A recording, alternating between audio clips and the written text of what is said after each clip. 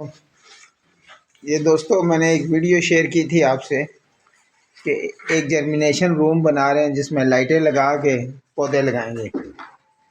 तो ये इसके अंदर जो है दीवारें तो इसकी तकरीबन कंप्लीट हो गई थी। ये तो दीवारों के बाद इस पे हमने अभी जो है ना मट्टी और भूसे का ये प्लास्टर चढ़ाना शुरू कर दिया है। तो आप देखें माशाल्लाह ये ज़बरदस्त प्लास्टर आया है जी, प्लास्टर की तरह लगता है। इस पर सफ़ेद सीमेंट जो है उसको ब्रश से लगा देंगे, तो इससे ये जो है ना हीट प्रूफ हो जाएगा। यानी अगर बाहर 40-45 भी टेम्परेचर होगा तो उम्मीद है कि अंदर 25 से 30 से ज़्यादा टेम्परेचर नहीं होगा। और अगर बाहर ज़ीरो भी टेम्परेचर होगा तो तब भी ये टेम्परेचर जो है वो इतना ही रहेगा। ये आप देखें जनाब, ये हमारी टीम के मेंबर हैं।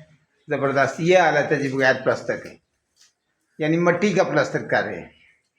तो ये मट्टी के प्लास्टर की बात देखें, बिल्कुल पता लगता है कि किसी माहिर मिस्त्री ने ये प्लास्टर किया है। ये देखें जी ज़बरदस्त प्लास्टर हुआ है। ये हमारे नबील भाई हैं, नबील भाई ज़रा चेहरा कराएं। ये हमारे नबील भाई हैं जी, बड़ी मेहनत कर रहे हैं, और ये हमारे हैं जी गुलाम अब्बास भाई। गुलाम अब्बास भाई ज़रा हेलो करें।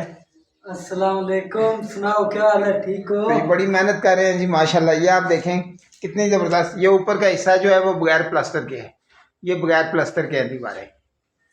तो ये देखें जनाब, ये ज़बरदस्त हो गए। तो ये इंशाल्लाह सारा जी एक आइडियल चीज़ बनेगी, मौसमी असरात से पाक। इसमें लाइटें लगा के पौधे तैयार होंगे इंशाल्लाह, पनीरियाँ। तो ये जो इसकी डेवलपमेंट होती है आप मेरी वीडियो देखते रहें, ताकि ये आपको शुरू से लेकर आखिर तक समझ आए कि ये किस तरह वर्किंग होगी इसकी सारी। ये मट्टी और भूसे का लेप बनाया है, 3-4 दिन इसको रखा है, फिर इसमें पाँव अच्छी तरह मारे हैं, फिर ये यकजान हो गया। तो अभी ये हमारे टीम मेंबर जो हैं, ये नबील भाई भी और गुलाम अब्बास भाई। शानी भाई किधर गए हैं जी?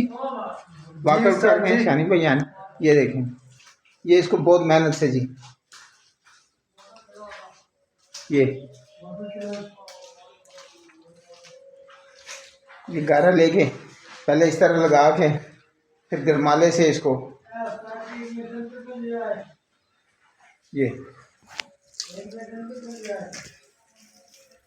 ये मट्टी और भूसा तकरीबन 1 हफ्ते तक मिक्स किया है, फिर इसको पाँव मारे हैं, ये यकजान हो गया है।